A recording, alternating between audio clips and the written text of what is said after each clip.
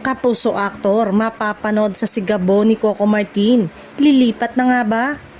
Kumakalat ngayon sa social media ang usap-usapan na may isang kilalang kapuso aktor na mapapanood umano sa inaabangang serye ni Coco Martin na Sigabo. Agad itong naging mainit na paksa dahil sa posibilidad ng bigating crossover ng isang GMA talent sa Kapamilya Project. Ayon sa mga chika ng ilang fans online, posibleng eto raw ang simula ng paglipat o paglabas ng aktor sa iba't ibang network project.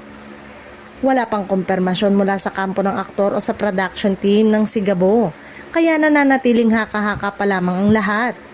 Kung sakaling totoo, malaking bagay ito sa industriya dahil bihira ang ganitong klase ng collaboration sa pagitan ng mga kapuso at kapamilya stars sa isang action-packed primetime series. Marami ang nagsasabing maaaring eto rin ay bahagi ng mas open na casting approach sa mga bagong proyekto.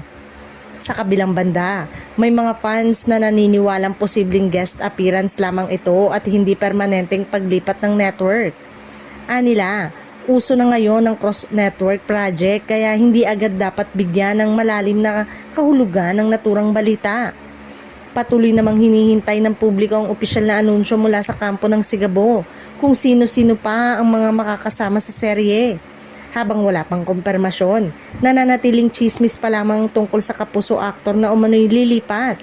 Sa ngayon, mas lumalakas pang excitement sa Sigabo dahil sa mga ganitong balita na lalong nagpapainit sa interest ng viewers sa nalalapit nitong pagpapalabas sa prime time.